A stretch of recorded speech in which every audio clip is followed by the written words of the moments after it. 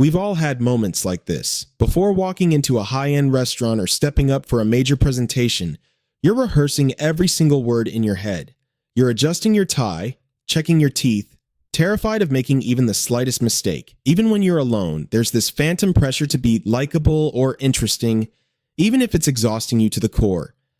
We usually call it social anxiety, but Jean-Paul Sartre offered us a much sharper truth. You aren't just socializing, you're becoming a prisoner. This is the real meaning behind his famous words. Hell is other people. Hi, I'm your mindset companion. Today we're going to talk about how to tear down the walls built by the eyes of others, and how to stop that endless self-drain of living for the world's approval. Let's go back to 1944 into a secret room designed by Sartre himself. The phrase, hell is other people, didn't come from some cynical tweet. It's from Sartre's classic play, No Exit.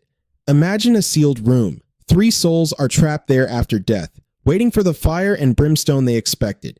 But the room is empty, just lights that never turn off and a few benches. The most haunting detail? There are no mirrors. Sartre knew the ultimate torture. When you lose the mirror, you lose the only way to truly see yourself.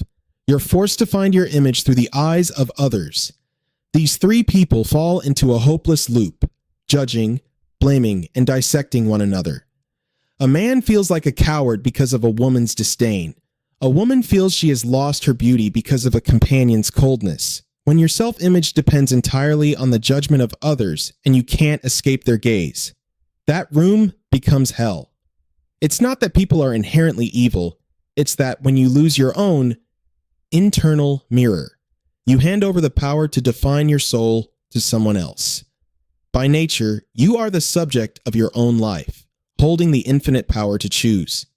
But the moment the gaze of another person hits you, you are objectified.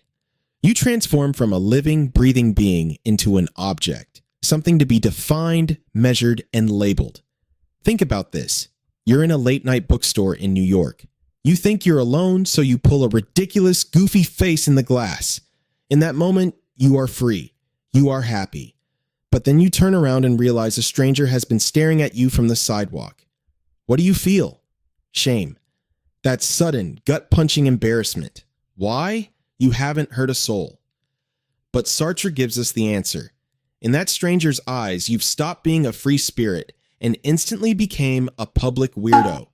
You've lost the power to define yourself. You are pinned down by their gaze, like an insect in a display case. This objectification is sneaky. It even hides in the compliments we crave. If your boss says, "You're the most reliable employee I've ever seen," you might suddenly find yourself in a cage. To maintain that reliable image, you stop speaking up. You stop taking risks. You start editing your own life just to fit their definition. This is the invisible prison. You're no longer living. You're performing a role to satisfy an audience. Sartre's most powerful teaching was this: existence precedes essence. It means you aren't born socially anxious or the stable guy.